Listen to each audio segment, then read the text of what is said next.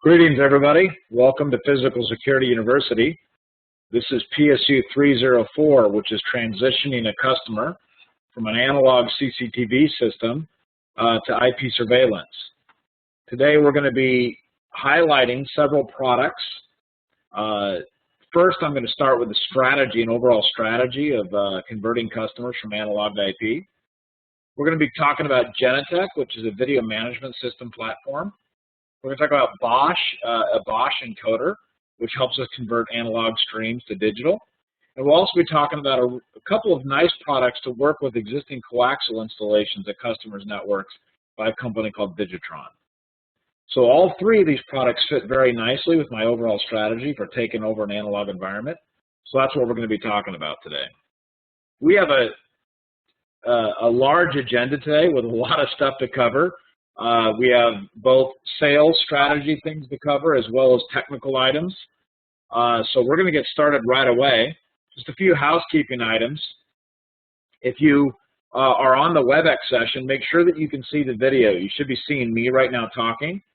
You'll want to be able to see the video because in a few moments I'll be taking a walk through the lab and showing you various products from different angles in the lab with different cameras. And you'll want to be able to see that video so that you can see what it is that I'm talking about. Secondly, if you haven't found it already, there is a chat session window, and the chat session window is a great opportunity for you to ask me questions during my presentation. I watch it constantly, so if you have a question about something I'm talking about or something you're interested in or curious about, please feel free to chat the question, and I will get to your questions sometime during the presentation. So don't feel bad about interrupting me. If I don't have time to talk about it, I will get to it at some point during the presentation. Well, that's it. Let's go ahead and get started then. I'm pretty excited about this because this is a unique idea that is very common.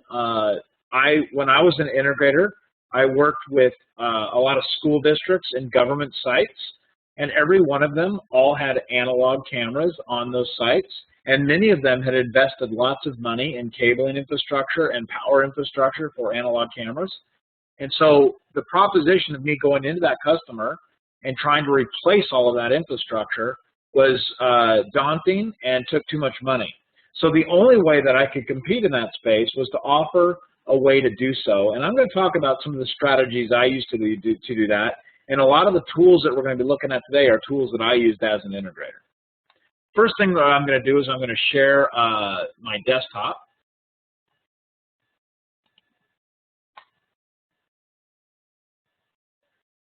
So now that I've shared my desktop, you want to make sure that you can still see my video that's being displayed.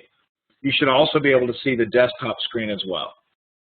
So first thing, let's go ahead and talk about a few items. So I'm going to do that right now. So I'm bringing onto my screen a PowerPoint slide. And so this is our agenda today. We're going to be talking about a review of the analog CCTV to IP video strategy as a general sales idea. Then we're going to talk about the Bosch VIP X16 encoder, and I will show you that product here in a minute. This is a great product for converting analog coaxial connections to IP video. We're going to talk about the Genetec System Center. Genetec is a video management system platform, and in a few minutes you'll understand why I feel so strongly about introducing a video management platform.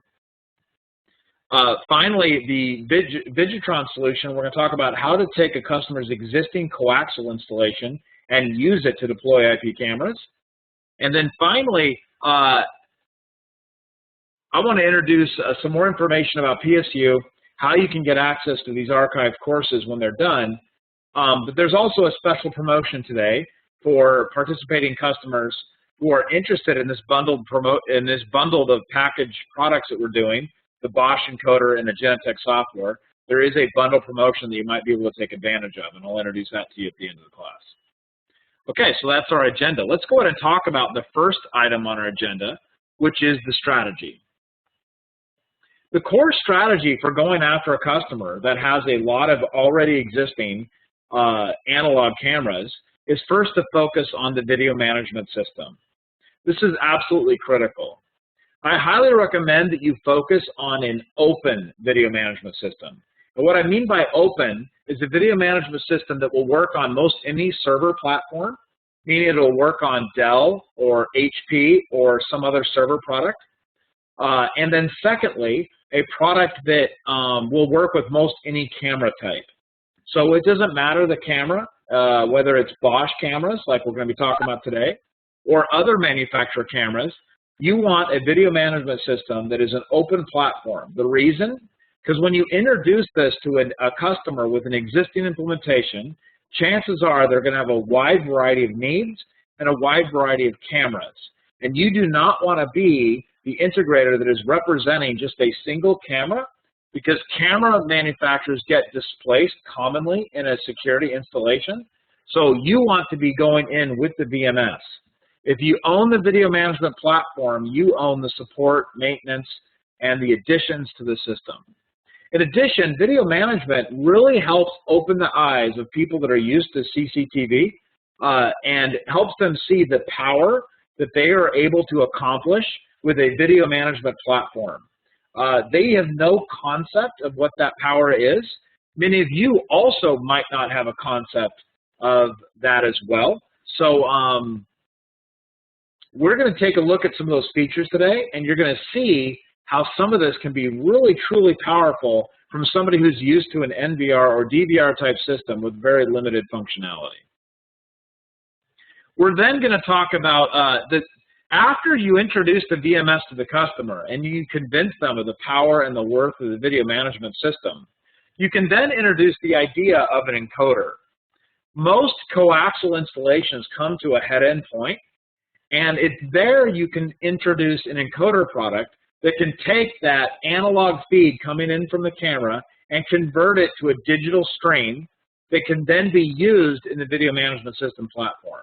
You're going to see exactly how to do that today and exactly how that works, both from the device side and also from the software side. So you will see that complete picture today from end to end. Once you've started taking over cameras, I recommend that you do this about 16 at a time. Most of the encoders come with 16 channels. Some have fewer, like 4 or 8 or 16. But I recommend trying to start with 16. That makes it a worthwhile thing for you to pursue. Once you get 16 taken over and the customer starts realizing the power of the software you've given them, they're going to start wanting to convert more as fast as they can. This has been my experience. A good example is a school district that I had a long-standing relationship with. When I first got there, they had 600 closed-circuit analog cameras installed at various sites. The first installation I put in was an analog encoder that took over 16 cameras. It wasn't 2 years later that I had all 600 of those cameras either being converted through an IP encoder or replaced completely with IP cameras. After you're done introducing the encoder, the next thing you want to do is start replacing failed analog cameras. The way I do this is I introduce a maintenance service where I go around and I clean all their analog cameras. I do this for free. The reason why is because I want to be touching every analog camera. I want to know where they're at, and I want to know the problems. Inevitably, you're going to discover issues and problems with the analog cameras. Lenses are out of focus, domes are not clean, cable's been damaged, video's not coming back to the head end. There's going to be a variety of problems that you're going to discover. It then becomes your opportunity to start slowly replacing analog cameras with IP cameras. Now, the customer may not want to afford, they can maybe afford the $400 to $600 to replace the IP camera with taking out the analog camera, putting in the IP camera, but they may not be able to afford you to replace the coaxial run that was connecting to that coaxial camera. Consequently, what you do is you put in a converter box that allows you to send Ethernet over that coaxial connection so that you can put the IP camera at the other end and use their existing cable infrastructure. This saves a lot of money and reduces the complexity with getting that real quick replacement sale. Finally, whenever the customer has a new installation, you introduce an IP camera product of your choice, and then you put that in and you start replacing all their new installations with IP. This is the strategy that I've deployed quite frequently with some of my customers that still have analog. Now, you may be thinking, well, analog's so old school, but that is not the case. Analog cameras still dominate the market. They still have a large majority of the sales in the market. However, IP cameras are increasing rapidly. There is still a predominant amount of analog CCTV cameras on the market and are still being sold today. You're going to see why in a few minutes, because analog cameras today are not your dad's analog cameras. These are much different cameras. They have a lot more feature sets than what you're probably used to. We're going to take a look at a couple of the Bosch analog cameras just so that you can see what some of the analog cameras have to offer today. You may decide after today, for some of your customers that have maybe expense issues, you may decide to put in analog cameras and use an encoder as a strategy to lower the cost of the implementation. You may decide that that may be a way to go, and you'll see the complete installation of that today. All right, let's go ahead and take a look at a diagram so that you can understand the four-phase strategy that I showed you today. Just now. So let's go ahead and I'm going to open up a Visio document. All right, so let's look at my coaxial diagram number 1. And I'll magnify this up a little bit. There we go. So this is my coaxial diagram. This is typical of what a customer has in their environment. Normally they have an analog camera somewhere deployed in the environment, and that analog camera has two basic requirements. Number one, it has a coaxial run that goes back to an NVR or DVR product. Usually it plugs right into the back of that product. Secondly, they have to power the camera, either with 12 volts or 24 volts. So it really depends on what camera type and model was selected. But there is both power and coax. Oftentimes, the coaxial and the power are ran together in the same bundle, and that's oftentimes the case. Sometimes the power is at the head end, just like the NVR DVR is, and sometimes the power is at the remote end. It really depends on distance, and it depends on factors that was done during the install.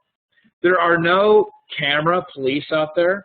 Nobody watches what people do when you install cameras, so you never know what the company did that installed these cameras. So you have to investigate and find out, how is that camera getting its coaxial feed, and how is that camera getting its power? So this is what you're going to run into often when you hit a customer. So let's take a look at your first strategy for conversion.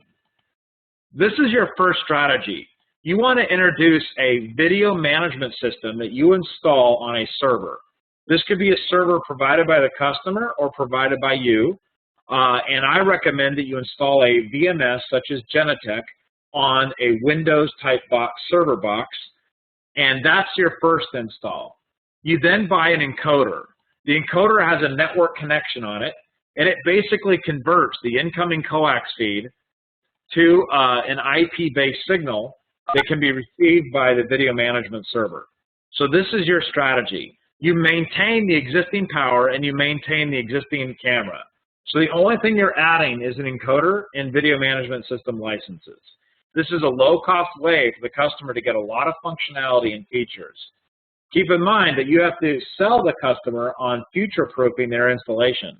By putting in the VMS and putting in an encoder, as the CCTV cameras age and you replace them with new IP cameras, you were able to still gain access to the server VMS by having the IP feeds go directly to that rather than through the encoder.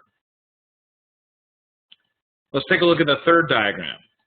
The third diagram shows the third and fourth phase of my four-step process. This next phase is, in some cases, you may want to put IP cameras out on the edge, at the edge or the perimeter.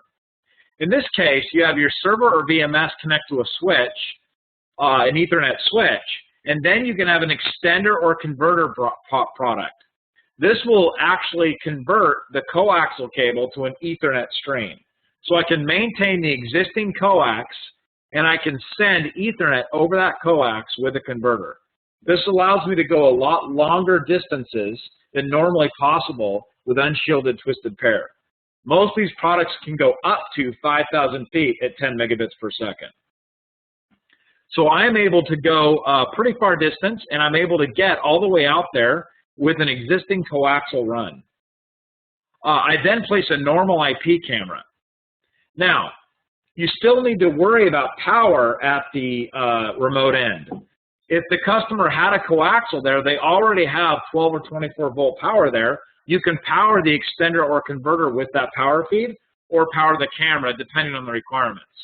Some cameras will take PoE at this end, and the extender converter can usually provide power over Ethernet, or you can power the camera and you can power the camera and the converter both, depends on what the requirements are. Finally, there are new extender converters in the market, which I will show you in a few minutes. And these extender converters allow you to pass PoE. So if you have a PoE switch in the environment, the extender converter will take the data feed and the power over Ethernet feed, feed it through the coax, and run it on the other end. This requires no power at the perimeter or edge. The PoE extender converter and the camera are both powered by the PoE coming from the switch. This usually requires high PoE, meaning you're not your standard PoE, it's a higher PoE. But you'll have to pay attention to the manufacturer that sells the product. I will show you one today that allows us to send PoE through the coaxial cable and power the camera on the other end. So we can slowly start replacing the customer's infrastructure. Obviously, any new installations would be a straight IP camera with an unshielded twisted pair connection to a switch, and then ultimately to the video management system.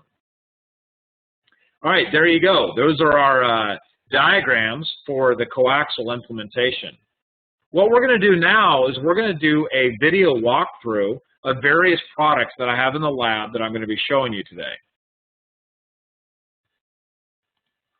Okay, so let's go ahead and take a look at some of those.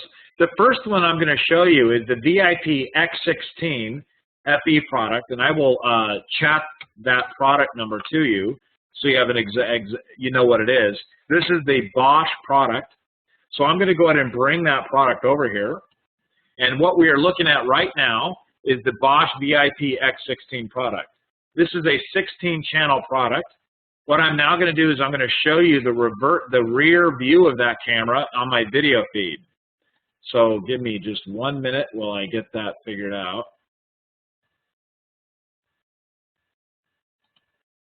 There we go. So coming to you in just a second is the rear feed. You should now see the rear feed of that VIP X16 product. What I'm going to do now is give you a close of that. So my camera should be zooming in on it. There we go. So we're zooming in on the rear of that product. You will notice that on the rear of that product, I have 16 coaxial feeds. So I'm able to have 16 coaxial connections come into the back of this VIP box, and those are able to be converted to Ethernet. You'll notice that I have a single Ethernet cable connection coming out the back of that box. Also on the back of the box, you'll notice there's an audio in and an audio out. This box is able to accept one audio channel feed for 16 channels. So there you go. That's pretty much how simple this box is. It's a 1U product, fits in a rack with 1 RU of space, and allows me to convert 16 channels to IP.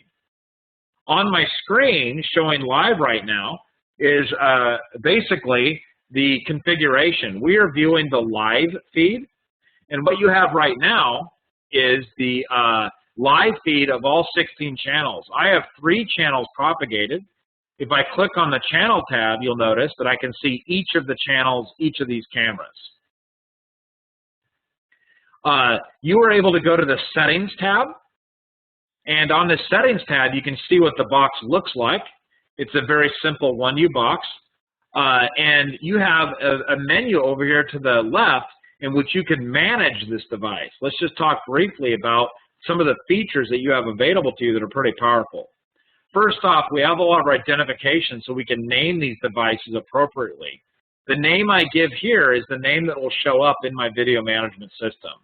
I can set passwords for various levels of use. Some people actually use these products and they let people use this product to simply view the cameras from a web browser with no recording or any other features. If you want to do that, you may want to give a user or a live password. That way, if somebody hits the web interface of the VIP-X16, they can just see the camera feeds.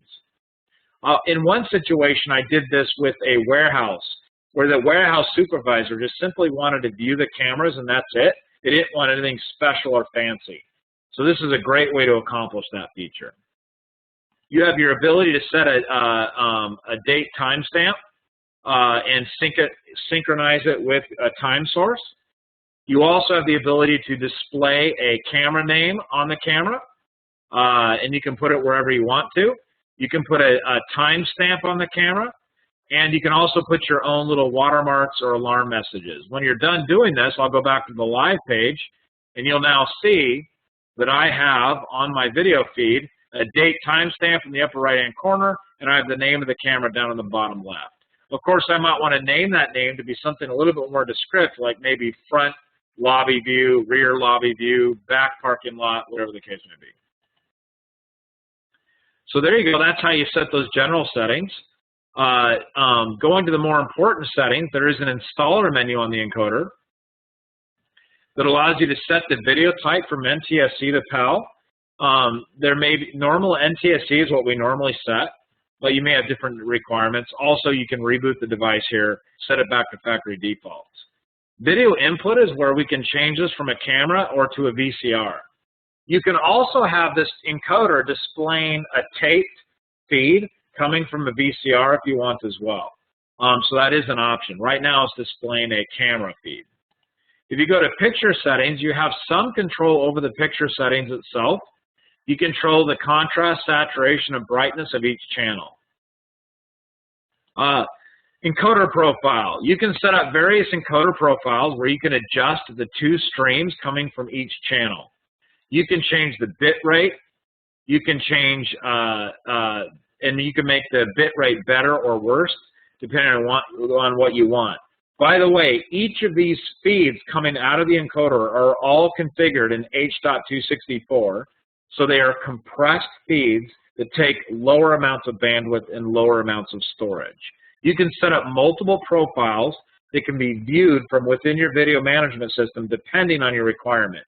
For example, you may want one feed maybe used for live viewing that would be maybe a lower quality, whereas your recording feed you may want to be higher quality. So you can set up the streams and set up the quality here in the profile section. There may be sections that you don't want people to see, so you can set up what is called a privacy mask. So you can turn on a privacy mask and you can block certain areas of the feed that you don't want people to see. Like maybe I don't want them to see this image right here, so you can go ahead and mask that out so that when they're viewing the video live, they are not able to see the actual camera coming from there. These are called privacy masks, and you can set one up on every channel.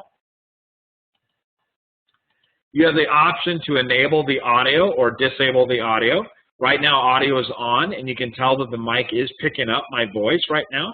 Sometimes you may want to turn the audio off, but that's basically how you can set the audio in and out.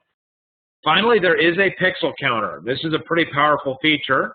If I'm using an analytic or I want forensic level quality, I can set my pixel counter and I can figure out how many pixels are in a particular area of the feed. So for example, if I wanted to make sure I was getting a facial recognition, I could put this on the person and I can make sure that I have the appropriate pixel depth for facial recognition or whatever my software requires that I'm trying to obtain. We can set up recording. Right now, this is being managed by my video management system. And you can set up, and then we'll skip down to the network interface where we can set up our network access to the unit.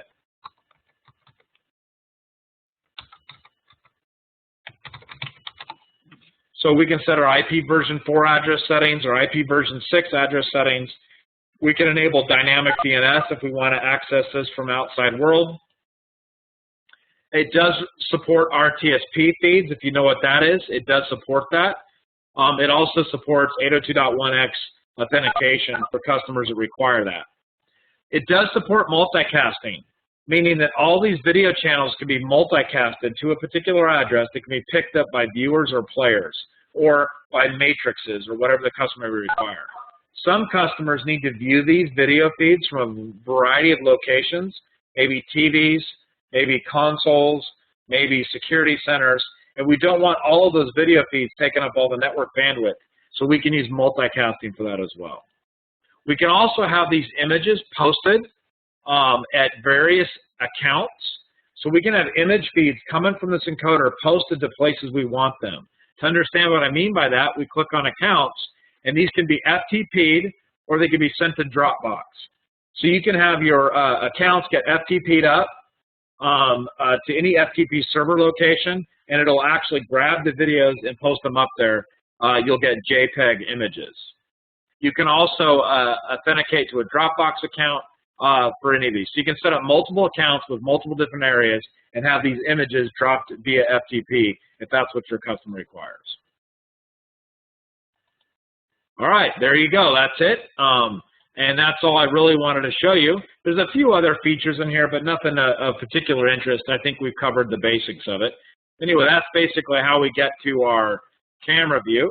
So I'm going to go back to live view, and we're going to take a look at each of the cameras that I have deployed in this environment.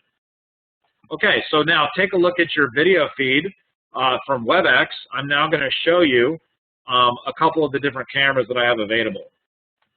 The first camera, and you're looking at my table now, the first camera that I'm going to show you is the VDI 244 camera. The VDI 244 camera is an analog camera provided by Bosch.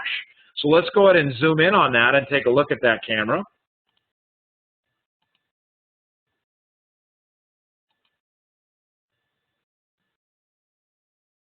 Great, you're now looking at the VDI 244 analog camera. This particular camera is pretty nice. Let me talk about why. And also, this will help you understand that analog cameras are actually pretty good these days. For a pretty low cost dollar amount, you can get a pretty decent camera for use with an encoder. This particular camera is pretty high resolution, 960 horizontal lines. It supports wide dynamic range for good light quality. It also supports automatic noise reduction. It also has built into it infrared and low light viewing conditions. Let me just show you right now. We're looking at the display on your desktop here. You're looking at my display of this VDI series camera.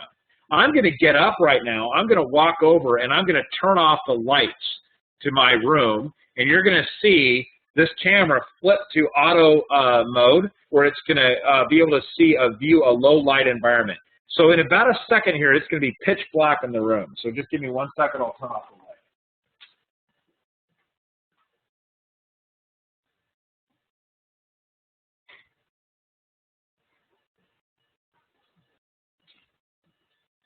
All right, it is now completely pitch black in my lab. And you'll notice that this camera flipped to a night mode. It went to black and white. Now, one thing I want to point out on these cameras is every one of these cameras has a button on them where you can configure the, and by the way, you can tell it's pitch black because if you look at the WebEx video display, you'll notice it's black. But if you look at my desktop, the camera is actually gaining a view. Now, all of these cameras, these analog cameras, have a menu for which we can configure them. Let me show you how that menu works. On the camera itself, there is a button, and you're now seeing me get close to the camera. On the camera, there is a button, and I'm in pitch black here, so give me a minute while I find it. But if you hit the button, it's a little rocker switch on the analog camera. Here it is. If I hit the button, up pops a menu. You should be able to see the menu on your screen right now. And here's where I'm able to adjust all of the analog camera settings for this device. So I'm going to go ahead and go, oops, I didn't want to do that.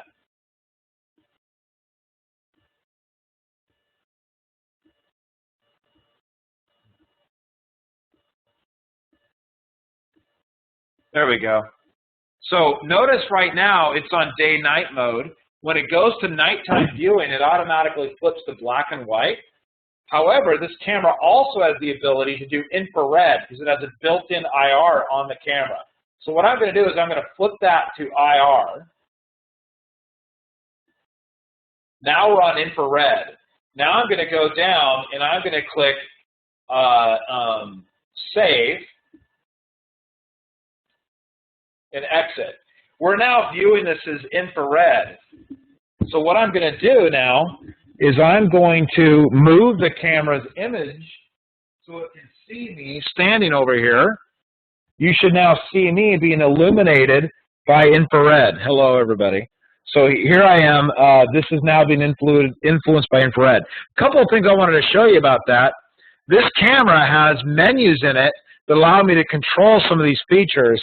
And I'm getting a pretty powerful camera for pretty low cost. So these cameras, in conjunction with the encoder, allows me to take advantage of some of these features.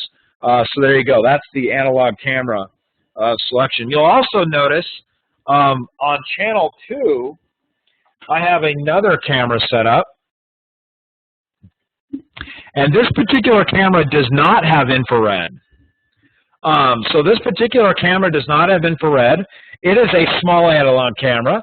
This is the Bosch VDN 295 camera, which is pretty much the exact camera. It just doesn't have the infrared built into it. It also is built for an indoor environment. Notice this camera is getting pretty good quality at nighttime viewing because it has noise reduction. It's not producing a lot of bandwidth. And also, the camera's seeing pretty good at night. Of course, I have another camera up on the ceiling that's shining infrared down on us. You see a little bright white spot? That's what that is. All right, so that's that camera. I'm going to turn the lights back on, and I'm going to show you some up-close stuff on these cameras. Let me turn the lights back on.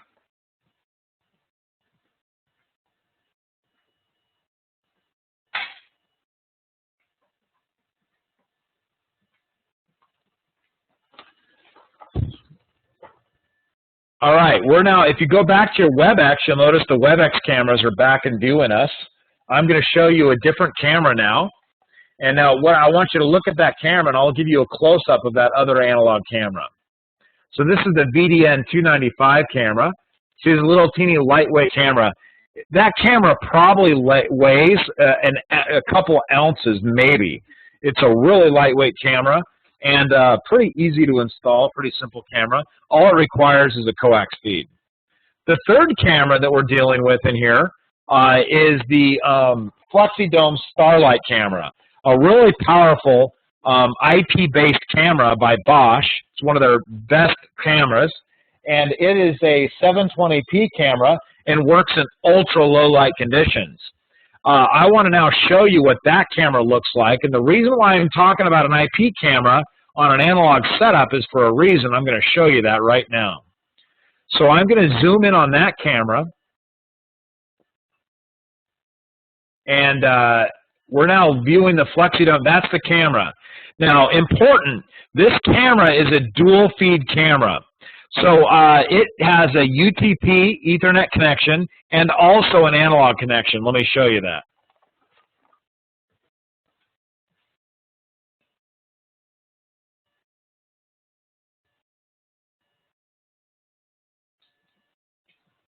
So there you can see it has both UTP and coax.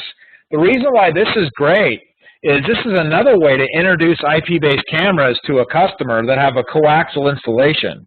You can put a camera like this in that does dual feed, meaning that it can work with a coaxial installation and it can also work with an IP installation. And that's basically what I'm doing now. I'm converting this coaxial feed from this camera through our VIP X16 on channel 3, and that's the view that you're getting right here that you see on the desktop.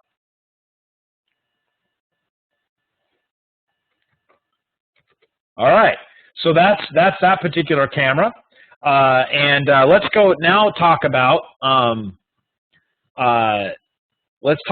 Genetec a bit.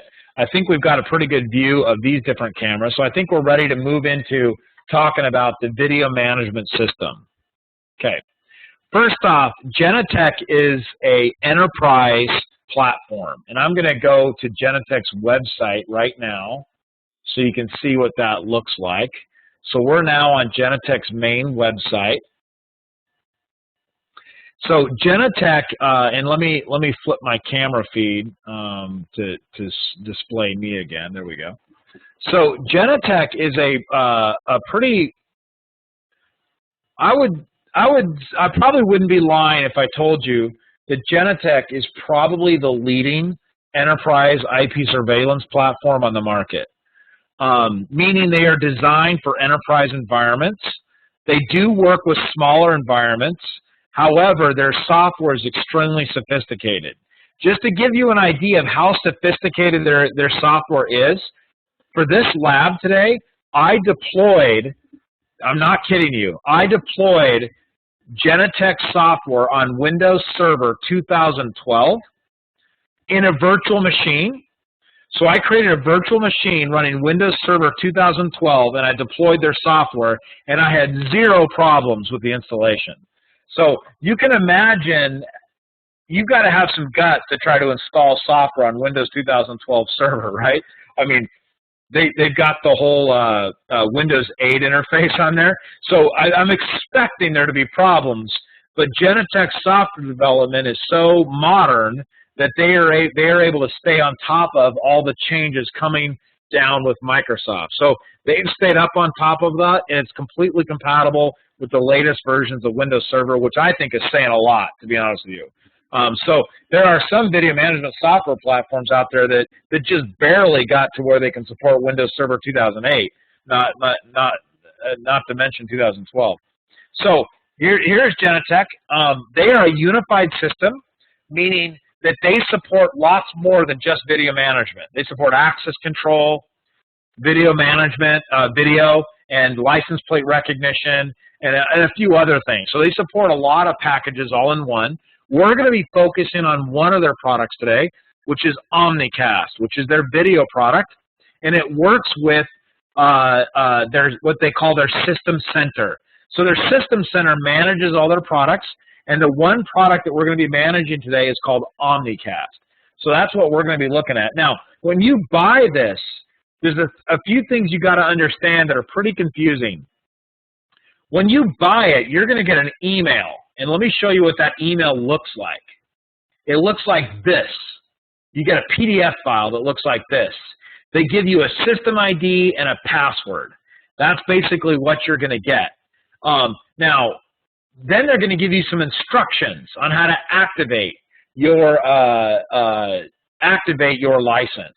So let me now just show you what that looks like and just walk you through the real basic steps of it.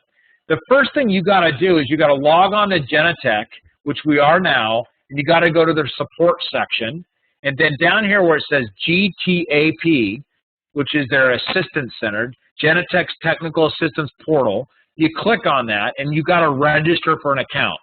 Do not do this on the night before you have to deploy to your customer, because it takes a couple of days for them to give you your account access, right? So don't do this on day one.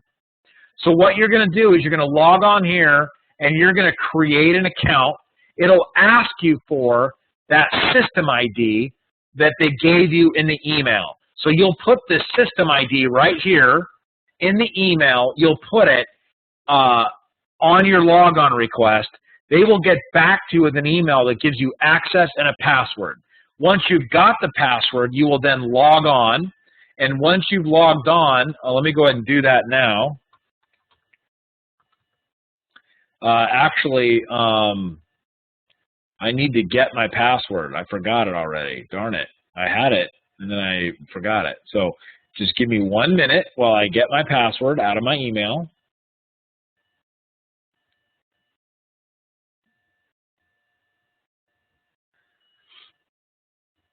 All right, so I'm going to go look for the email that Genetec sent me in order to log on, and I just got it a few days ago. So let's find it. So Genetec, there you go. I just got my password from Genetec. So I'm going to go get that password, and I'm going to log on to the Technical Assistance Center.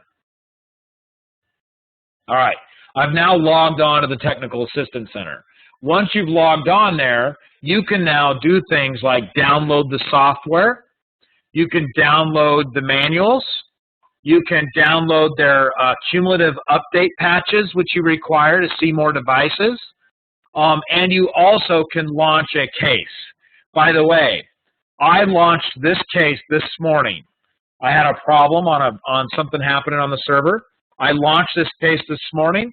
Somebody called me back within about 10 minutes, and in 15 minutes, they were logged onto my machine. They resolved the issue. We downloaded a cumulative update, patched the server, and I was done. So it was a pretty, and then maybe just they were doing that to me because I'm from Ingram Micro, I don't know.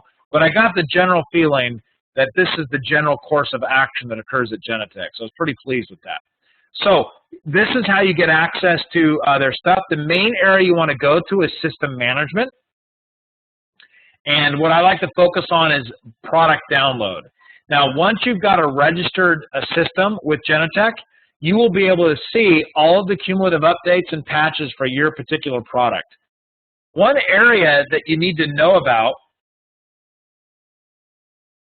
is under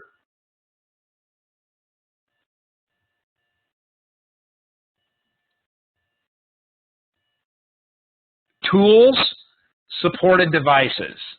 And over here to the left-hand side, you'll see this thing called the Release Legend. This is very important because in Genetec land, this is their software revisions, and this is when they come out, and this is the number.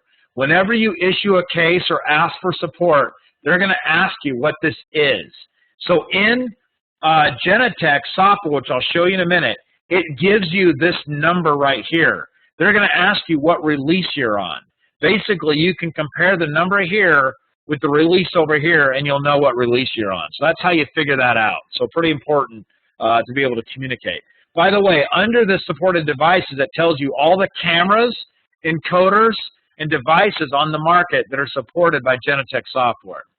So go ahead and browse to that. Notice there's quite a few of them. There's over 1,500 compatibilities here that you can browse through to make sure the products work with Genetec software. Once you've done this, you are able to download the software. And let me show you what that looks like. So I have the, I've downloaded the software for you already. And it looks like this. So I've downloaded the software. In this case, I've downloaded Security Center, and that is what you're downloading, Security Center 5.2 Service Release 3. So I've downloaded that, and in there comes any compatibility packs that are required by that release, documentation, and a setup program. You can run the setup program to start the install, and you can go under documentation manuals and get all the manuals required.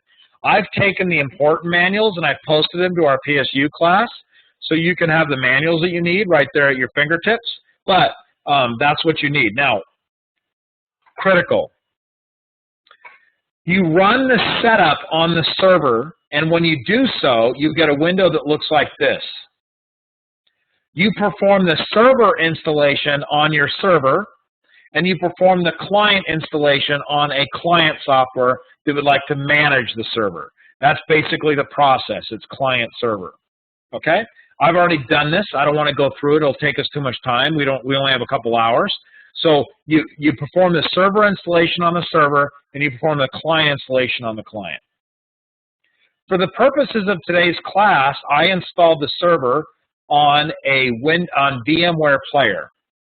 If you're not familiar with VMware Player is a free virtualization software provided by VMware, and I'm running that on my workstation, and I installed the Genetec software on this Windows 2012 evaluation copy server. I did nothing to Windows 2012 Server. This is out of the box, plain install, no updates, nothing. Plain install, Windows 2012 Server Standard, and I installed the Genetec software. The Genetec software came with all of its requirements, and then I downloaded, and then once it's done, you get an interface that looks like this. It's the Genetec Server Admin. You open it up, and this is what it looks like. It's basically a web page where I can look at the Genetec server. I can settle my port addresses, my network cards, SMTP if I want to send out mails, and that sort of thing. And then you get a directory tab. By the way, when you click off the directory tab and go to the server, it stops your database for just a second. So keep that in mind when you're messing with the server admin console. But notice my directory is started and my database is connected. Genetec uses SQL Server Express. It is highly recommended that you install SQL Server Express on your volume that you can sustain a lot of growth on and speed. So if you've got a server you want to record video to, make sure the SQL Server database is installed in a volume that can handle the load of the incoming video. All of your video gets put into this database, basically. All right, so there you go. And then it says here's where you apply your license. When you first boot up, the thing that you'll be required to do is to apply your license. That's the first thing you need to do. You'll go to that email they gave you. The license is in there. You'll apply the license, and that's how you validate the license. So there you go. That's how this is basically the server console for Genetec, right? Genetec requires a lot of ports to be available. In fact, let me show you what those ports are, because I made a list for you. So, oh, and by the way, when you first bring up Genetec, this is what the Activate Your License screen looks like. It says No License Found. You choose Web Activation. You put in your system ID and your password and click Activate, and voila, that's how you activate. This is what the success screen looks like when you're done, and everything's happy. Now, these are all of the ports that are available on the Genetec system. Notice that I have all these TCP and UDP ports that have to be enabled through a firewall in order to work. This includes, by the way, the Windows firewall. So let's go ahead and take a look at what that looks like. Now, Genetec does this automatically for you with one exception. So I'm going to right-click on my Start button here, and I'm going to go to Control Panel. I'm going to click on System and Security, and I'm going to go Windows Firewall, and I'm going to go to Advanced Settings. And notice that there are just a mess of inbound rules for Genetec, right? So it automatically does this. You don't need to do it, but it creates all these rules with one exception. And I will tell you what that exception is here in a minute and why we have to make that exception. I'll talk about it. It's a discovery I made, and I'll teach you how to do that here in a second. So that's basically how you install Genetec Server. Once you've installed Genetec Server, you then go to a workstation and you open up your your Genetec installation folder, and you run your install again, and this time you choose client installation. When you choose client installation, you want to make sure that you only select the client pieces that you need. And so basically, I took a screenshot of that for you. When you're doing the install on the client, you basically want the config tool and the security desk. Those are the two tools that you want for Genetec to function. Once you do that, you got a start menu, and you got a program group. And if you go up to Genetec, you will see there is a config tool and the security desk. Those are the two tools that you want to be functioning. Okay? All right, first tool that you will look at is the config tool. So let's go ahead and take a look at that. It looks like this. And by the way, when you first log on, it's going to pop up and ask you for a password. The password, the username is admin, and I'll show you what that looks like. So the screen is going to look like this. The username is admin, and the default password is blank. And then the directory will be the IP address of the Genetec server that you installed. And so that's what you're going to do. You're going to click log on, and that's going to get you in to the config tool, which is what you see right here. Now, the first thing that you may want to do is actually change your password. And you can very quickly do so by going to About and click Change Password, and you can change your Genetec server admin password from this window right here. All right? Pretty easy to do. So, but that's the config tool. Now, let's talk about a couple of issues. In the config tool, there are two basic screens that you'll deal with. There is a task screen where you perform things, and there's an entity screen where you create entities. For example, I might have a task where I'm managing the system, and then I might have an entity called a camera that I'm creating. So those are the types of things that you're going to look at. Genetec is a pretty complicated software. I'm not going to get into all of it. I'm just going to walk you through what you absolutely need to know to function with an analog system. So we're going to get there. So first screen we're going to look at is when you're in the config tool, you'll go to tasks and you'll choose the video screen. That will open up and you will have an archiver and a media router. I'm now going to open up to my Visio diagram. I'm going to show you what that means. So here is my architecture diagram I created for you. Right? Your Genetec server serves many roles. The one server role that it serves is the directory role. This is what allows you to log on to the system. It also serves as the archiver role, and I'll explain that in a minute. So these are the components you need. You need a Genetec main server. This gives you that server admin web page that I already showed you. And you require a workstation, which you install the config tool and the security desk, which I've shown you how to install that. The config tool and the security desk give you all the ability to manage the server that you require. There's a third optional component called an expansion server if you need to grow your Genetec environment. That is not displayed in the solution. Don't worry about it on a small install. Your installation process is basically 4 steps. You're going to first set up Omnicast and set up your archiver. This automatically happens for you. Nothing special you need to do. You just need to be aware of what it is. The archiver is what handles the discovery of all your devices, archiving video, handling motion events on your cameras, and communication to your video units, your encoder, or your cameras. The second step is to add video units, entities, to that archiver. I'll show you that in a second. The third component is called the media router. The media router allows your security desk, your workstation, to view the feeds coming from those cameras.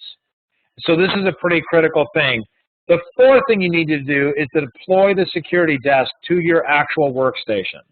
So these are kind of the 4 things that you need to accomplish in order to get a Genetec install to work with your cameras. All right, so let's go ahead and go back to the config tool and let's take a look at those steps. So here's your archiver. Your archiver is where you add your devices. I have already preloaded the VIP X16 Bosch device. But basically what you do is you go down here to the bottom left and you choose Add an Entity. You could choose Unit Discovery Tool and have it go out and automatically discover the units. But I found out it does not discover the Bosch units very well. You have to add them manually. So you're going to choose Add Entity, and you're going to select Video Unit.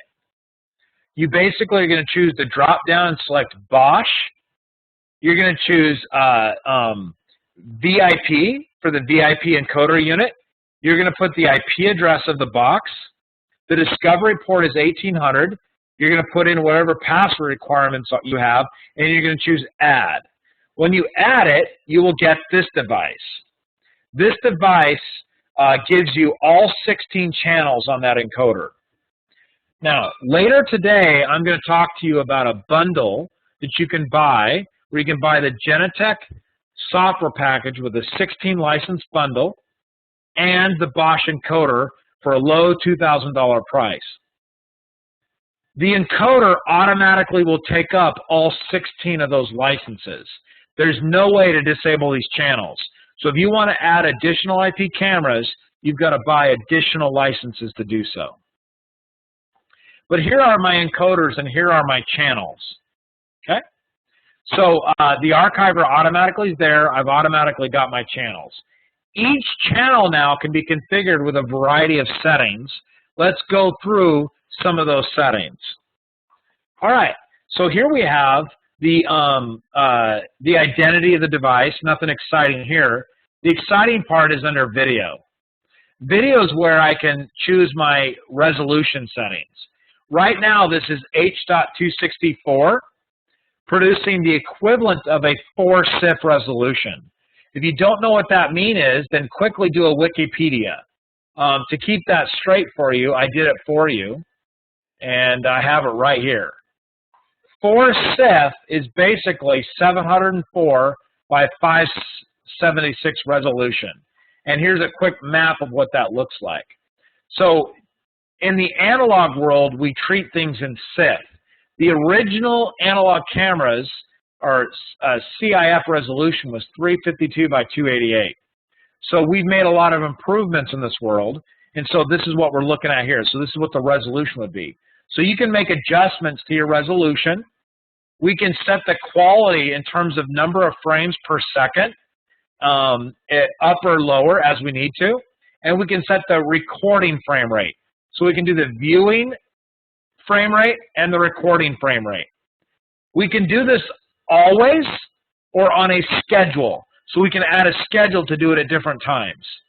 Finally, you can decide when the stream will be used. So each of these streams we can create, we can have them used on live, on recording, on low resolution, on high resolution, whatever you want.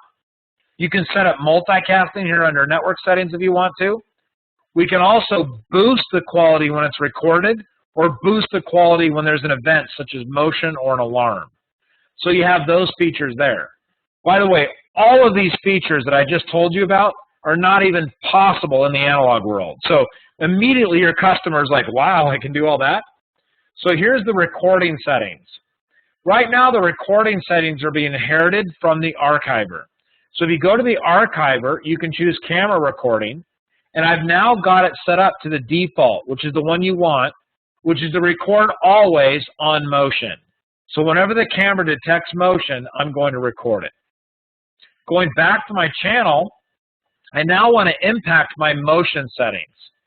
Here's where I can determine what causes motion on my camera feed, and I can adjust the sensitivity. So I can go in here and I can say, you know what, I don't care if motion happens here, ignore it. So I can block out certain areas that I don't want to have happen, right? So you can erase areas. So right here, I'm going to erase all the areas up in here.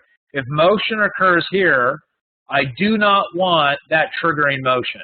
So I'm going to erase all that area there, and I'm going to say I don't want a motion to be there. So you can adjust all those thresholds of what causes motion and what causes recording on your analog feeds coming into the encoder. Okay? Another very powerful feature that we can do is called visual tracking. Visual tracking allows us to track a person as they go through our feeds with invisible buttons that your operator can have. I've set one up here, and this is what a visual tracking button looks like. The visual tracking button says, hey, I can click on that button. So let's say somebody walks off to the right. I can click on that button, and it'll take me to the next camera viewed to the right. So that's how you do that. Let me show you how to do that. So I'm going to click on one here. I'm going to go to my other channel. I'm going to go to visual tracking, and I'm going to draw a rectangle out here.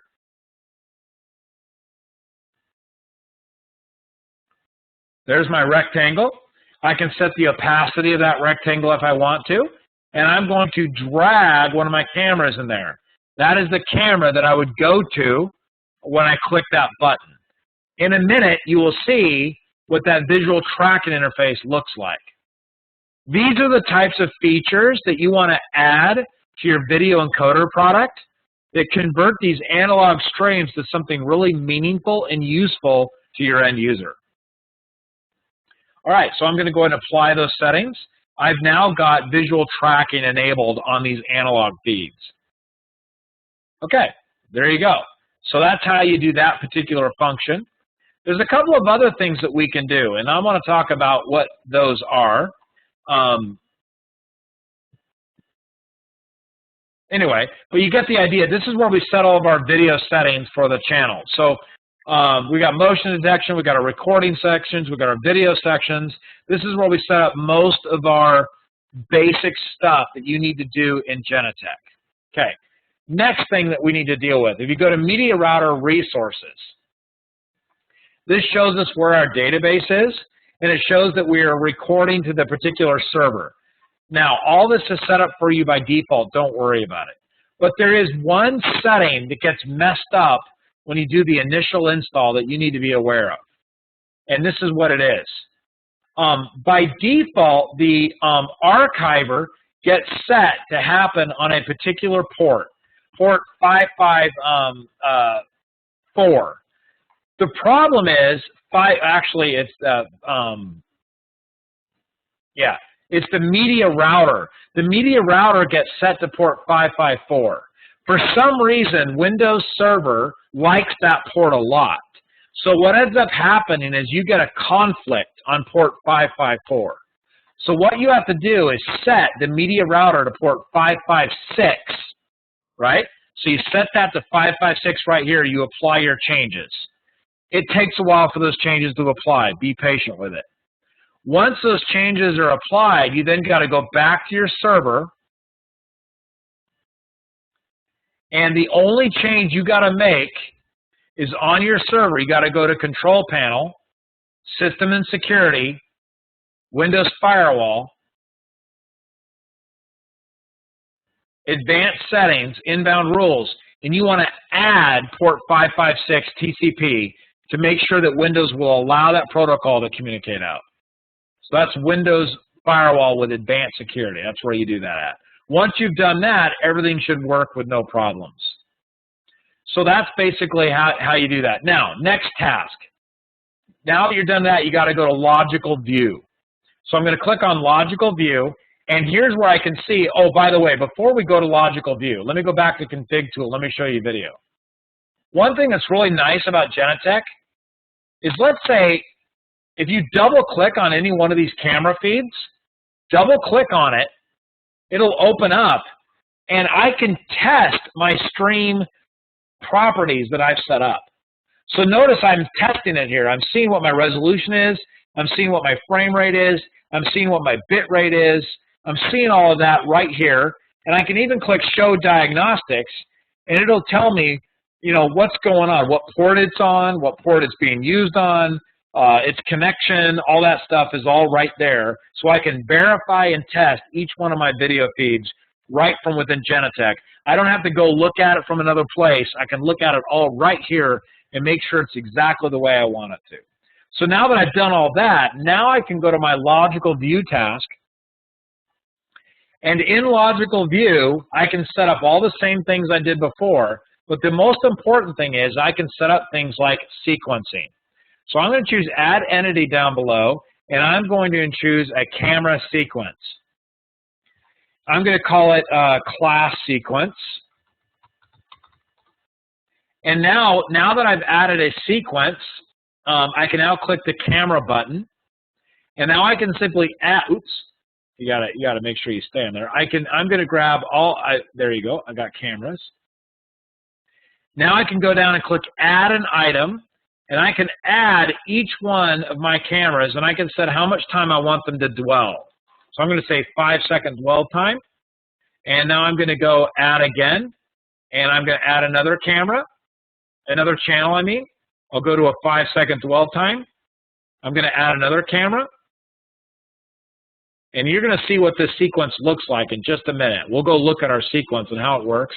Now that I'm done, I'm going to click Apply. And there you go. Now you've got your sequence set up. There's a lot of different entities you can add in here. You can add plugins that look on a website, maybe look at a map, maybe look at a zone, an alarm zone, different things, motion rules, analytics, a variety of things you can set up in here. I don't want to get into all that. It's too technical at this point, but I want to show you how we can get there.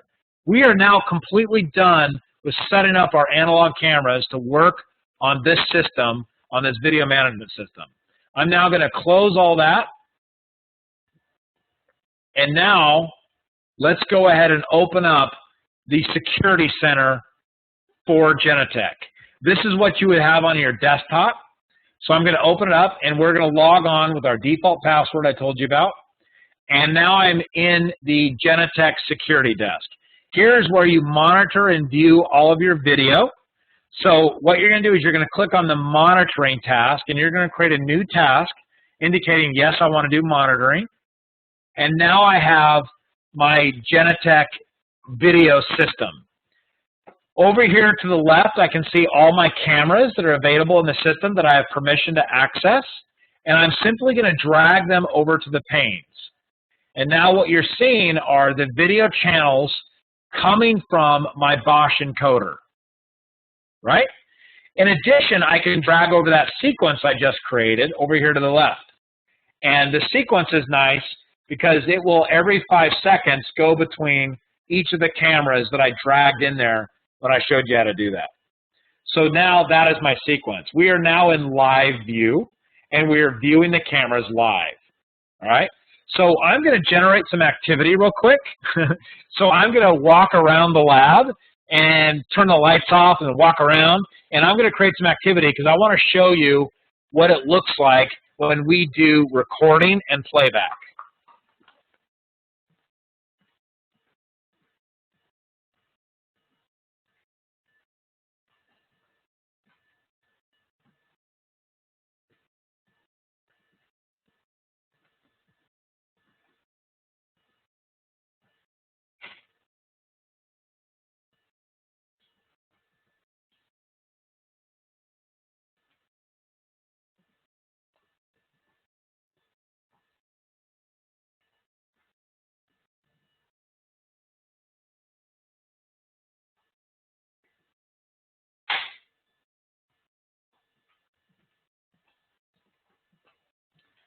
All right, there you go. So we have now, I did a little walk around, generated some motion, got some events going on. So now we're able to see our cameras and play around with our channels. Now, this is really what sells the customer. Remember, you got to go with the VMS because what you're looking at here now is the ability to take these analog feeds in from that one encoder and do some really powerful stuff with them, and you're going to see some of that power right here. Now, I'm not going to give you a full rundown of all of the Genetec system, but you're going to see some powerful stuff, and this is the kind of thing that just wows your customer, right? And by the way, there is a web interface, there is a mobile interface, there's all those things. So now we're going to take a look at, first off, you can double-click on any one of these and go to a larger view. You see that? So I just double-clicked and I went to a larger view. And by the way, you can click on this button over here to the right. You can click on this button where we can toggle digital view. In fact, let me go to a different one. Let me go to this one. We can toggle a digital zoom. So I'm going to click on digital zoom. And now notice that I'm zooming in on different areas. Do you see that? So I can do a digital zoom on particular areas of my view. So digital zoom is a great feature. That shows you how to do that. So there's one feature. Next thing we can do, I need something not to be motion. Okay, right now there's no motion occurring on this camera. You can very quickly record something. Oh, motion occurred, darn it. Oh, here we go. In this bottom third view here, no motion is occurring. Over to the right, I can click on the record button, and I can record some video for a period of time. Maybe I want something to record, no events occurring, I want it to record. I'm going to stop that. So I did my little bit of recording, got it going on. No motion is occurring, so no recording's happening. Notice at the bottom of each one of these videos, you see at the bottom of the feed, it's showing me where there's recording and when there's not recording. So you see where it's black or where it's white, you can kind of tell when recording occurred and when recording didn't occur. When it's black, there was no recording. When it's white, there was recording. So this is a very nice way to look at this, easy to see. Now, in addition to that, we can very quickly, let me see if I can remember how to do it. There we go. Got it.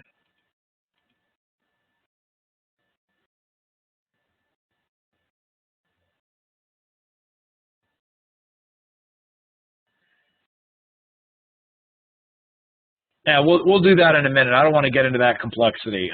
So I'm going to hold off on that. I wanted to show you the there's a way to see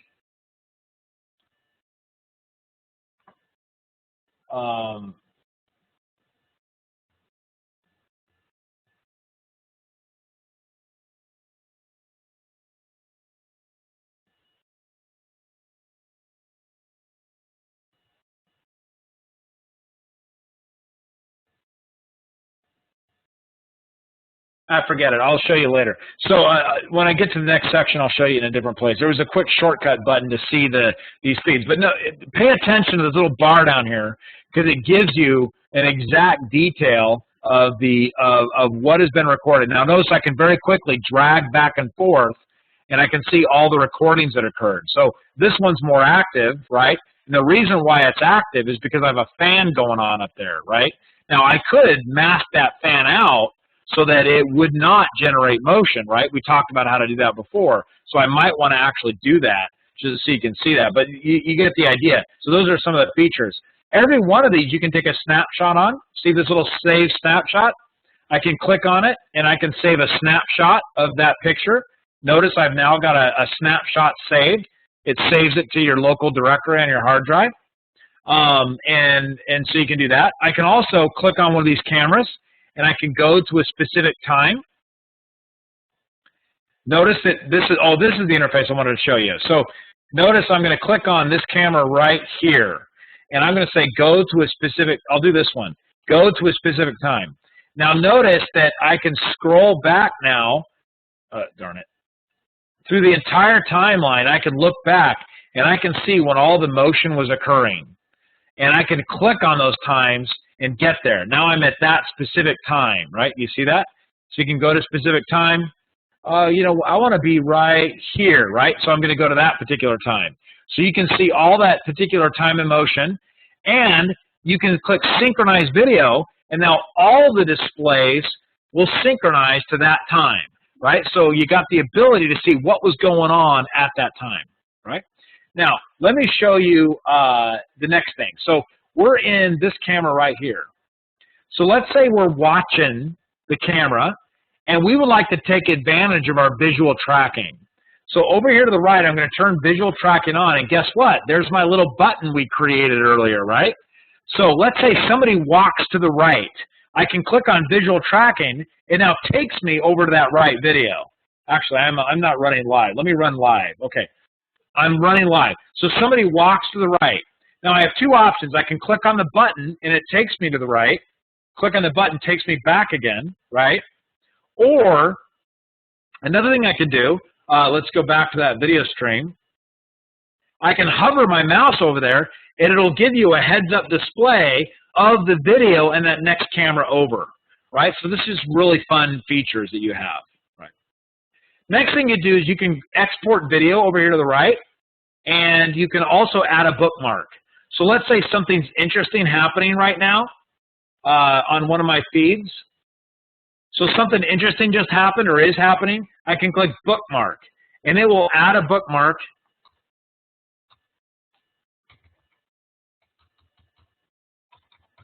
So that later I can come back and view that bookmark and see what was going on. So this is pretty fun, pretty easy to do. So there you go. Those are the main features. Of course, at any time we can rewind. I'm rewinding, I'm playing backwards. I can fast forward all the way to the end, or go fast forward in the future. I can go really slow through the motion, slow motion, or whatever I want to do, right? Now, I generated some activity a while ago, so most of the time, you're looking at video that happened a day ago, 2 days ago, hours ago.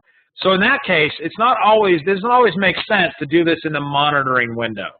Sometimes it makes sense to go back to the security desk and either look through your archives or do a motion search. Let's go ahead and look through our archives. We're going to click on Archives, Create, and we are going to look through the archives. So I'm going to click on the channel, I can say, what channel do I want to look at, right? And I want all available time. Maybe I want all available times, or maybe just for the last day or the last 2 days or whatever. And I'm going to click whatever, and then I'm going to click drag that camera over here, right? Get that all. You can decide what you want to do.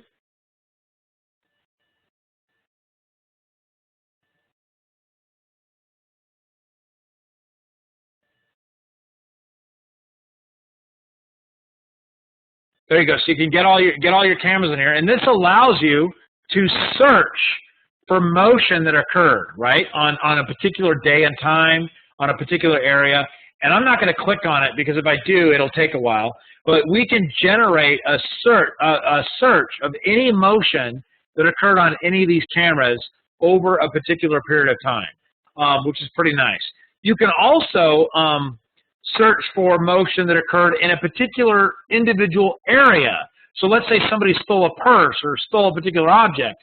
You can drag over that area and search for that particular area. So you've got all of those features that you're able to do.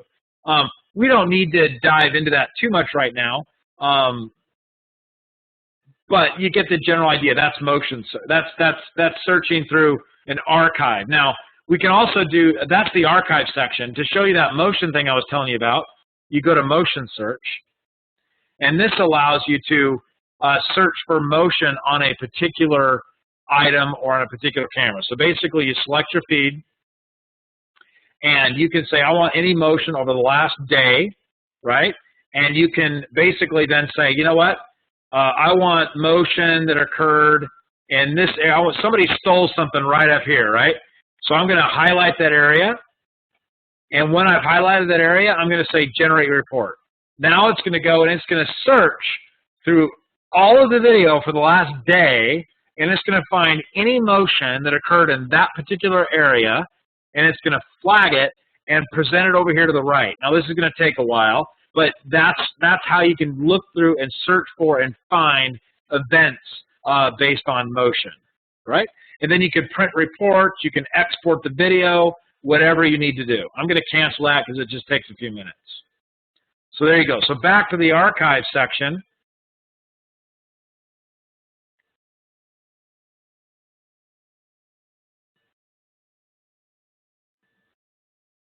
Oh, there we go.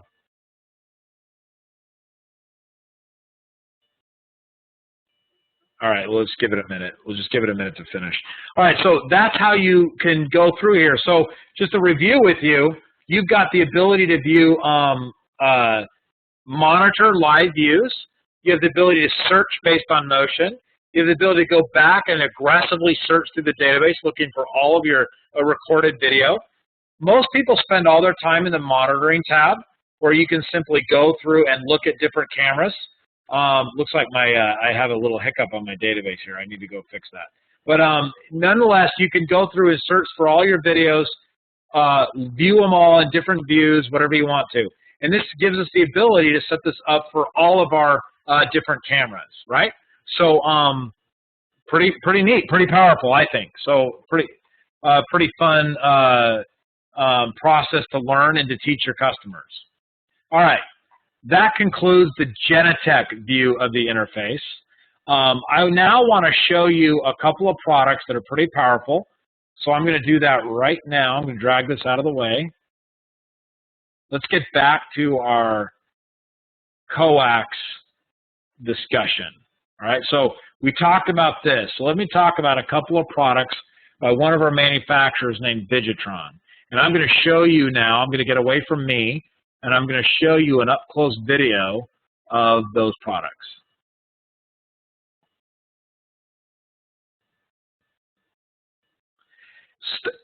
Early next week, we'll be producing some more videos on doing this in actuality. So you'll see this on a couple of YouTube videos we have coming out, but I will show you what the products look like right now.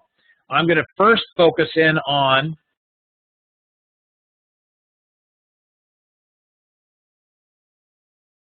first off, let's focus in on this guy right here. There we go. All right, so these are two Vidutron products that you want to pay attention to. The one on the bottom right here is actually pretty powerful. This one allows us to take a feed from our Ethernet connection with power over Ethernet. It comes into this port, and then you can take a coaxial run, connect it to your customer's existing coaxial run, and then on the other side, you take one of these devices, and you plug this into your camera. This provides you with power over Ethernet and converts this coax to an unshielded twisted pair connection on the other end. So this is a pretty powerful device. This device up here is when I don't need power over Ethernet, but I just simply want to have Ethernet coming in here, and I want to convert coax and then use the coax run for Ethernet. So in that case, I have a whole bunch of these sitting out there in the field. So all of these I stick out on my head end. I plug these into my IP cameras, and then these guys plug into the coax feed here, and I'm able to convert all my coaxial runs into IP cameras if I want to. This way I would not have to replace all of my coaxial cable runs in order to make this work.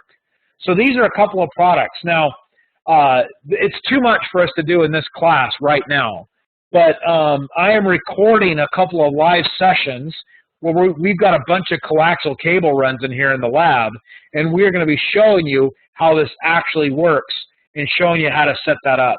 So look for that. We'll announce that in the course so you can see that next week. But that's how you get these coaxial feeds to work with an existing CCTV installation pretty easily. All right, there you go. That's that.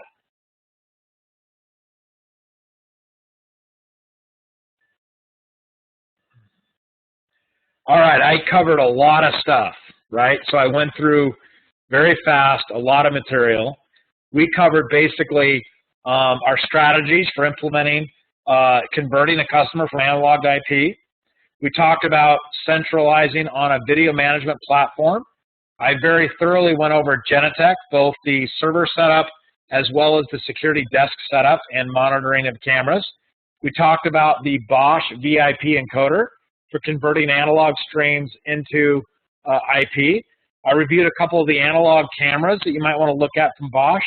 And then finally, at the very end here, we took a look at some products from Vidutron that allow us to convert existing coaxial runs into something we can use for our IP cameras when we want to put in IP cameras instead of coaxial.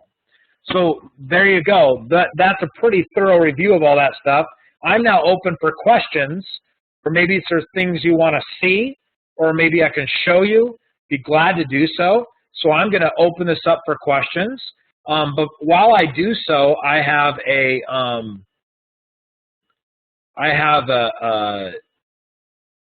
something coming out here, a polling question. So I'm going to open up a poll for the rest of you on this call. Feel free to answer my poll questions there. I have a couple of poll questions. Feel free to answer them. And then in the meantime, please chat some questions. Ask me questions about what I talked about today. I have plenty of time to answer any questions you want. It doesn't even have to be about the subject we discussed in class if you don't want to. Be glad to discuss anything that you have. So feel free to ask away. Oh, yeah, very good. Somebody mentioned a promo offer. Very good. I almost forgot. So let me bring open physicalsecurityu.com. So you're looking at physicalsecurityu.com.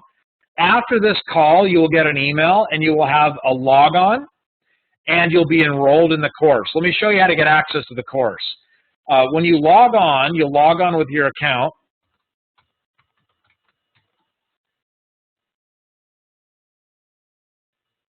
Once you log on, you will see an available course here called P304, Transitioning a Customer from Analog CCTV. You click on that course, and under the archived live event will be this recorded event will be in here live for you to click on and re-watch if you want to. I know I went through a lot of stuff, so you might want to go through it again. So if that's the case, you can do so. I have all the documentation that I referred to that I used to set this up. I have a list of all the products with links to the actual product white papers up here. There will also be a couple of YouTube video demonstrations. This session was too short for me to get to everything, so I've got a couple of YouTube demonstrations that will show up in here for you to view as well. And then at the very end is the promotion. So if you click on the promotional flyer,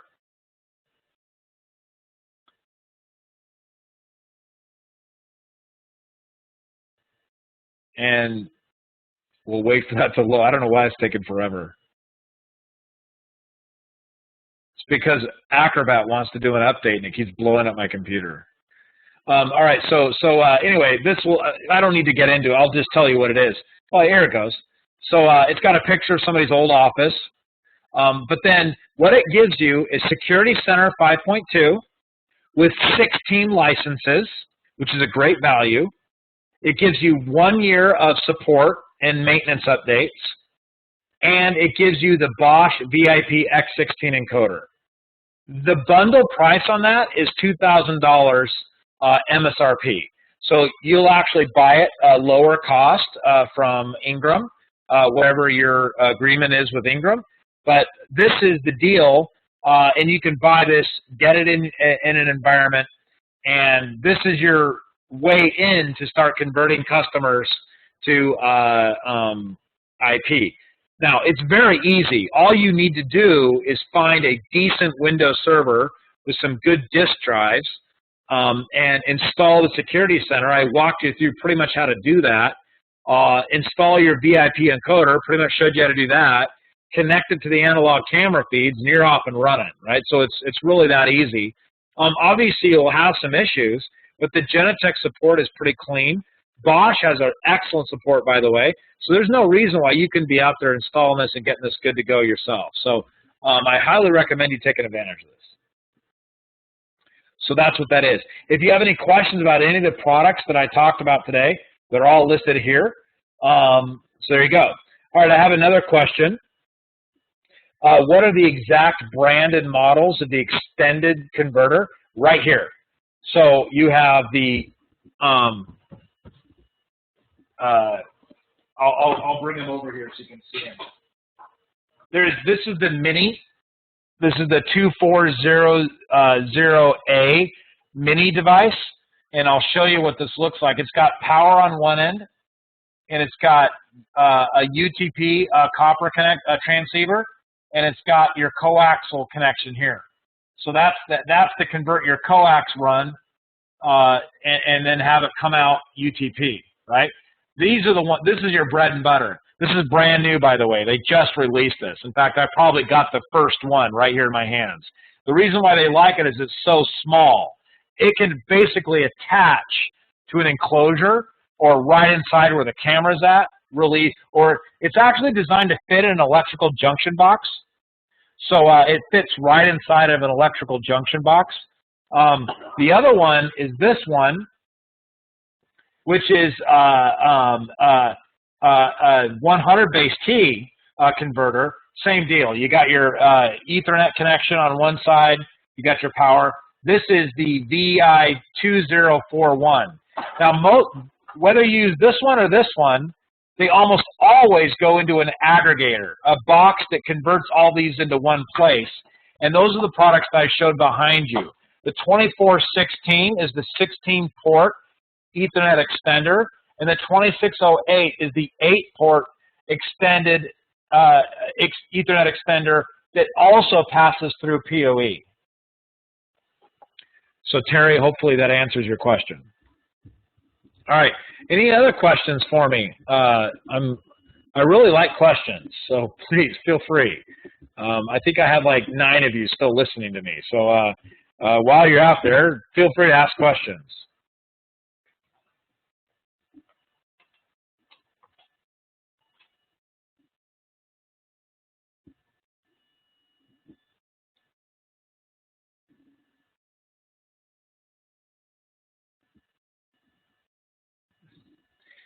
All right. Most of you are probably, you know, like me. You like to watch these, gives you good information. You'll probably review them later.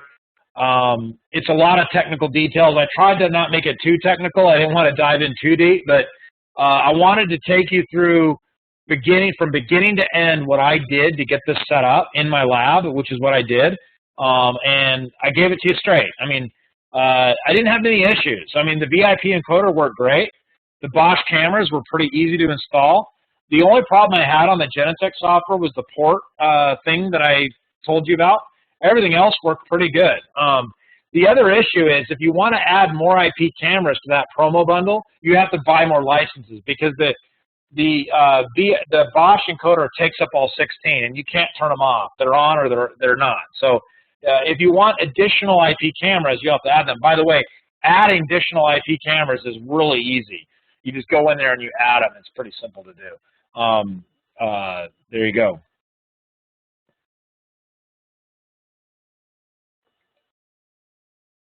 Yeah, somebody asked me a great question. Could I give you a lending library?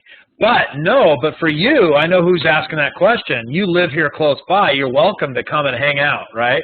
So I'm in SoCal, so if you want to come and hang out in the lab and mess around with some products, feel free. I got everything in here. I've got storage networks. I got servers. I've got about 40 cameras from different manufacturers now. I'm getting I have 6 or 7 network switches. I have a bunch of PoE extender products. I've got power over Ethernet devices from a variety of manufacturers. I've got power supplies. If you want to mess around, feel free to come out here and head out to the lab. I might convince a vendor now and then to send you a product to demo, but you got to hit up a salesperson for that. I'm not the one that handles that. But if you want to play around, feel free. Or, you know, if anybody out there that's listening wants, and I've got the time, and you want a one-on-one session about a particular product, let's say you're interested in one of these Bosch cameras or want to know more about one of these Vigitrons or you want to know more about Genetec and you want to see how it works, or your customer has an issue, hey, reach out. I have no problem doing a WebEx and showing you the product right here in the lab, and we can just try it, right? I don't mind falling on my face and having it break or blow up on me. I mean, I'm used to it, right? It blows up on me all day long. So no problem. The lab is Swiss cheese here, willing to do whatever it takes. So somebody asked me, is there a resolution loss going IP over coax? And no, there's only a potential bandwidth loss. So I may go from to go 5,000 feet, I may only get 10 megabits per second. But as long as my bit or throughput is not greater than that, then I'm okay, right? So no, the answer to your question is no, I don't lose any resolution loss at all. Now, it may be that my feed is taking way too much bandwidth and I have to lower the resolution or the frame rate down to reduce the amount of bandwidth because my coaxial feed requires, it's taking more than 10 megabits per second, maybe. But, you know, we do have these 100 megabit, this is a 100 megabit connection, so shorter distances we can go 100 megabit. So I don't know of a camera that's going to have a greater the feed than 100 megabit that we're going to buy on an average basis. So the answer to your question is no, you don't lose anything. Now, I will say this though, when we take the coaxial camera and we convert it to IP, we do lose some because we're converting it to H.264, so there is some loss there.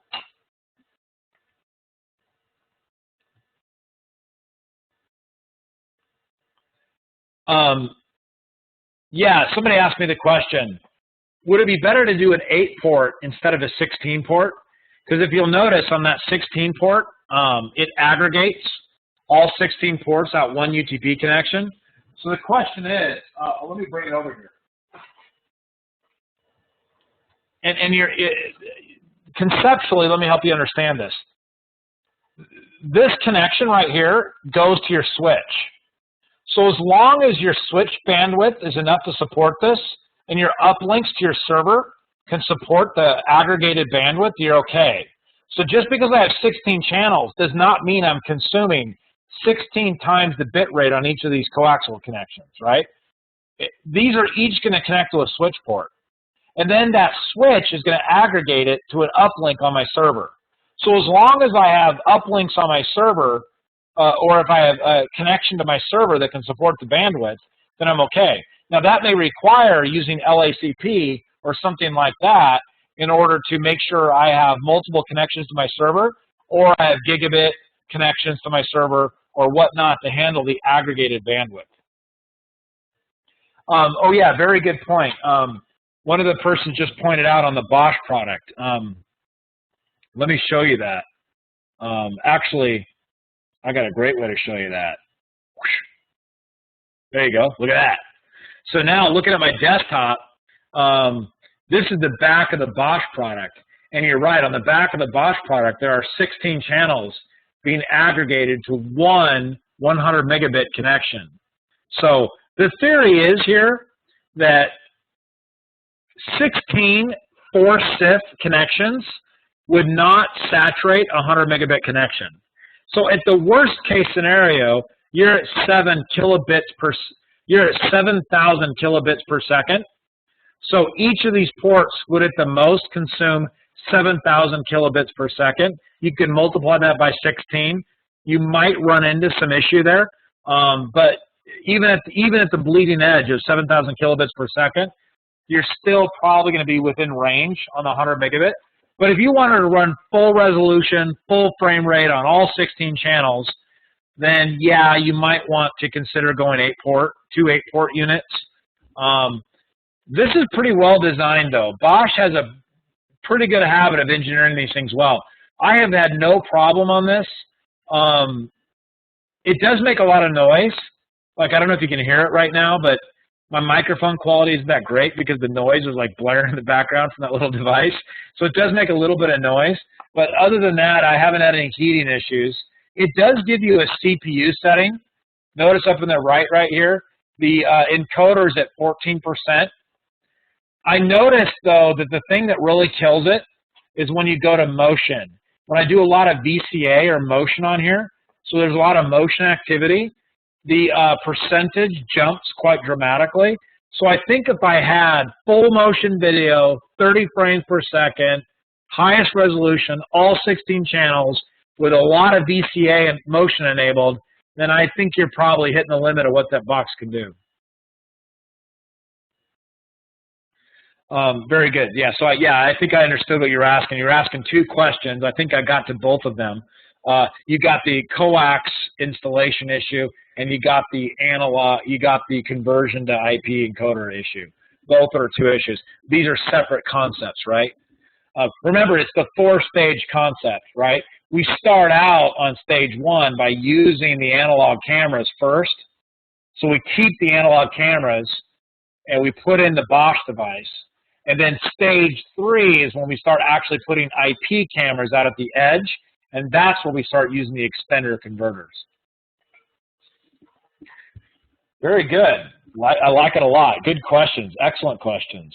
Any more questions for me? Feel free to ask away. If you want to see me try something, feel free. I love that when people give me a challenge. Hey, could you try this? And I'll give it a shot. But if I have the equipment here. But any questions for me before we quit?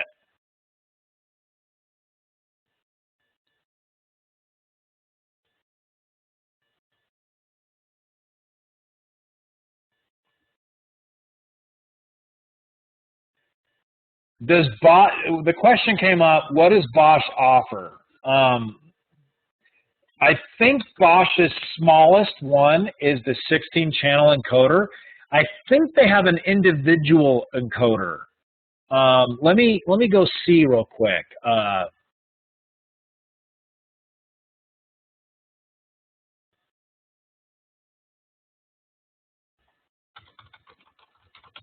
I think they have a Bosch.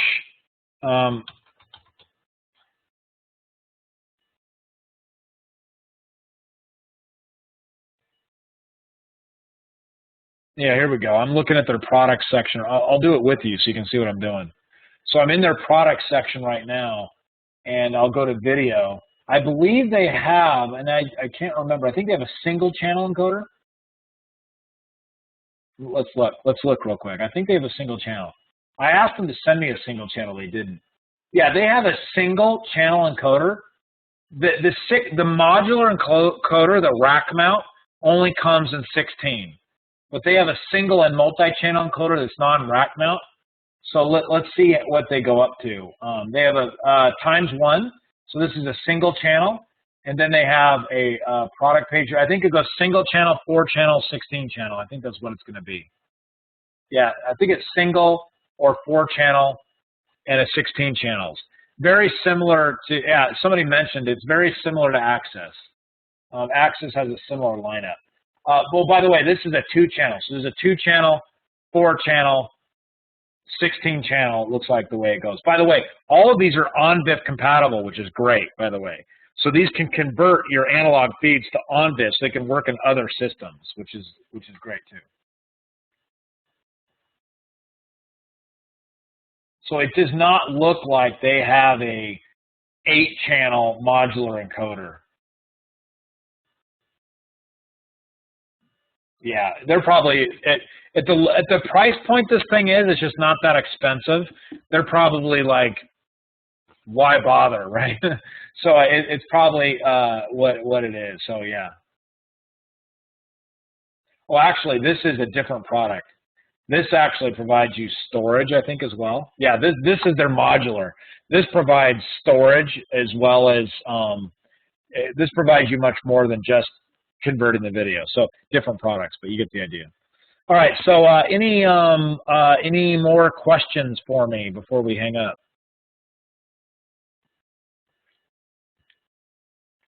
Yes, Dan, you're correct. Any questions for me?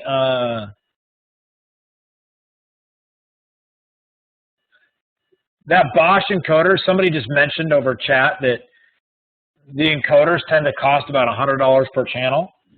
So you've got the $100 per channel plus the cost of VMS plus the server that you got to consider for this.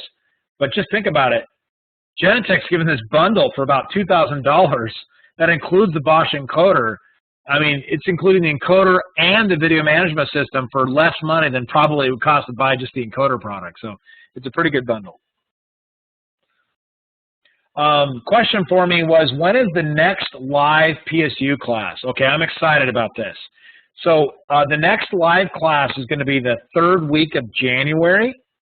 And this is my outdoor surveillance class. So and it's going to be probably a 2-parter. I'm going to have to do 2 sessions. I'm basically doing an entire outdoor surveillance, and here's the topics: outdoor enclosures, outdoor lighting, infrared, white lighting, heater, blowers, power, coaxial runs versus Ethernet runs versus long-range Ethernet versus fiber, wireless connectivity to those outdoor boxes. So I have a whole slew of stuff that are all bundled up in that. And I have about 10 manufacturers participating in that course, all of them having different angles that I'm going to dive into. I'm in development now. I've been messing around with them in the lab, testing them out. So that'll be going about the 2nd or 3rd week of January. That is the next course. Yeah. I also have a couple of courses coming out next year. One of them is a network fundamentals course where I go over basic networking for people that are used to physical security but not used to networking. And then I have a basics of video for people that are not used to video mechanics and want to learn the basics of video that already know networking but need to know video. So I have those 2 courses coming out as well next year. All right, any more questions for me?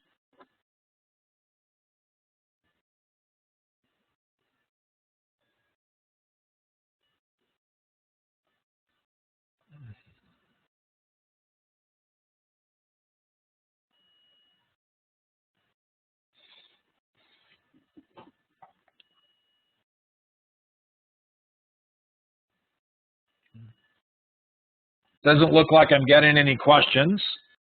We are pretty much wrapping up, so I'm probably going to sign off unless there's some more questions coming. We'll be signing off here in a minute. I really appreciate your time on the session today. Hopefully it was informative. If there's something I can add to this or improve upon it, let me know. Be sure to check out the PSU site. I will be posting this live video session up there. I will also be posting videos of demonstrations that I am doing on these products as well to that same site. In some cases, I have online modules that I've built that are interactive that you can do. Not all the courses do that, but some of them do. So you should check out those as well. I put a lot of time into those, so it would make me feel better if I knew people were actually using them. And so feel free to jump on out there and take a look at it. Look for the email coming out by the team. Should be hitting here pretty soon. And I appreciate your time. And I will see you next PSU class.